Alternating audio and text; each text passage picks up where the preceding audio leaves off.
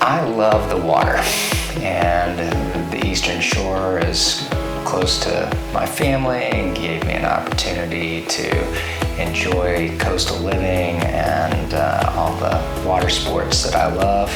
And a smaller community is something that I kind of grew up in and am drawn to, so this was kind of the perfect fit for me.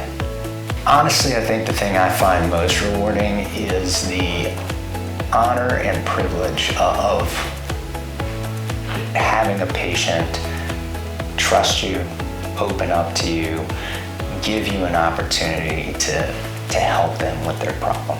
And that kind of access to the intimate problems that somebody has in orthopedics is very humbling and really something I don't take for granted and something I truly enjoy about the patients that I treat and see.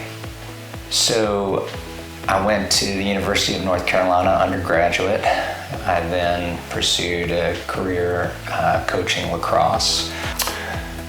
I fell off a mountain in Colorado and sustained a severe fracture and frostbite of my left arm, and I spent a week in the hospital, and I had a physician that took care of me for that week that really encouraged me to think about going on to get an advanced degree, and I think that kind of gave me the motivation to pursue a career in medicine. Went back to UNC to take post-baccalaureate study classes.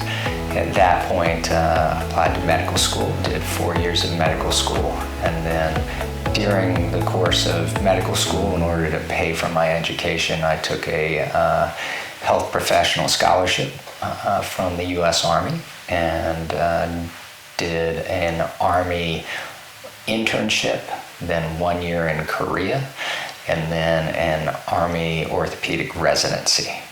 And then after I completed 4 years of Army payback service, then I did a fellowship in shoulder and elbow.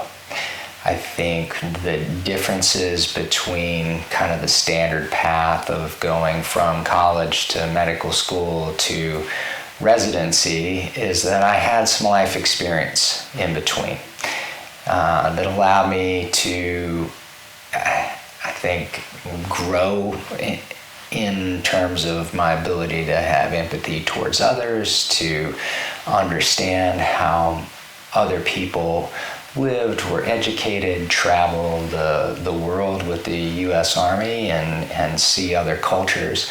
And I think all those things have helped me to be a better orthopedic surgeon and physician.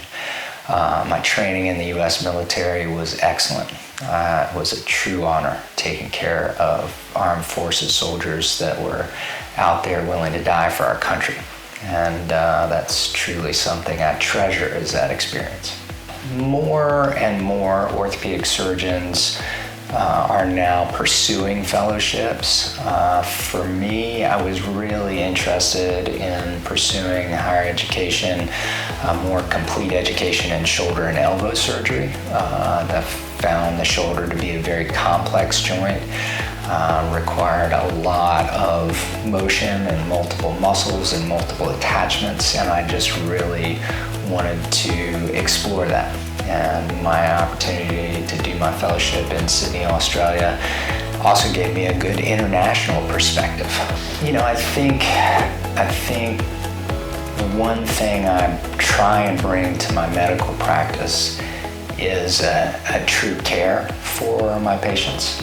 I really do want to be the best I can be for anybody I see in the office and anybody I take care of in the OR. I try hard to make sure that I live up to my promise of dealing with any complication.